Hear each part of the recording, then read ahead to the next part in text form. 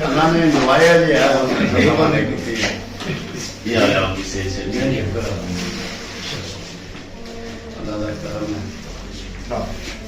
تمہارے روڈے کو آج چھوڑے پروگرام تو ایسا ریکارڈ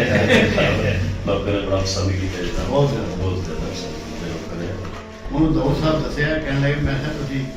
ان شاء اللہ مگر تھوڑی ابھی امید کرنے میں ویلے ہوگا ان شاء اللہ خیال سی کہ ساری انہوں نے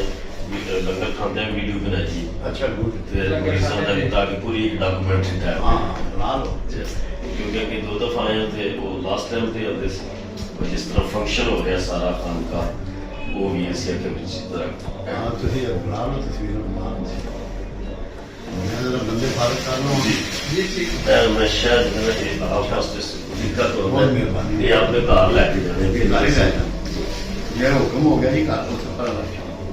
بہت شکریہ بڑی محبت بس تھی اپنا کرو کام اپنا کر لو سارا پرلے پاسے کا بھی لے لو اور چیز کا بھی لے لو واش روماں خاص طور سے تھی پیش کرو لوگوں دسو کہ اے واش روم ہے جی ڈیرے جی وہ میرے پتہ لگنا چاہیے دوست نیو یارک کو ہے اچھا نیو یارک تھی کتنے ہوگی گجرات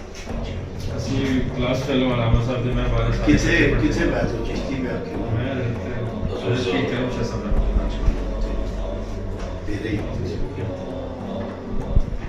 اہل چشت بہت بڑا احسان ہے اس خطے کے اوپر اسی ورنہ کسی بندر جنہیں ٹل نہیں لگا رہے یہ چشتی کا ہی احسان ہے کہ سن اسلام دے دیتا ہے مسلمان کرتا ہے اہل چشت بڑا احسان ہے ریسنٹلی کتاب بابا پڑھی ہے بڑی کیفیت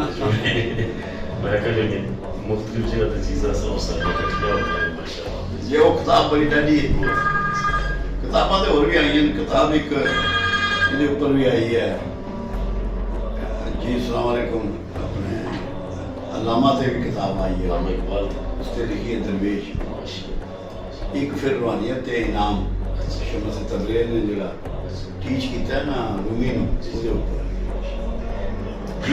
حضرت صاحب اچھا بلا لیں کیا کیا کر رہے بلا لیں ٹھیک اچھا وہ کتاب پڑھ کے ایک چیز تو میرا تو اس وقت بڑی کیفیت تاری ہوئی میں کہ بھائی جناب زہد یاد ہے لوگ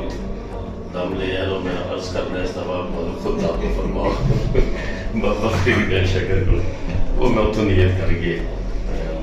جی نہیں یہ انہوں کا ہی گفٹ ہے کوئی مطلب شک شبے کی گنجائش نہیں ہے انہوں کا گفٹ چلتا ہے پہ جتنی اتنے سارے کول لوگوں نے شفا نصیب ہو رہی ہے شاید ہی کسی نے تھوڑا موقع اور یہ گفٹ انہوں نے اچھا اصل سارے گفٹ سنبھالے سارے کو مطلب میں کیا نا کوئی گن وصف نہیں پر دا لگے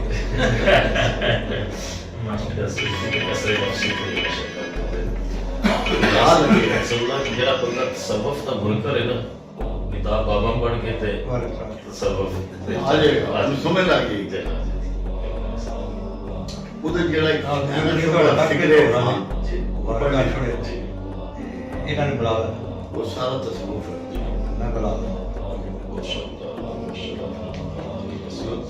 تسی بے شک اتنے بہ جاؤ تسی تشریف رکھو نا تسی دیکھو اج اسی کردے کس طرح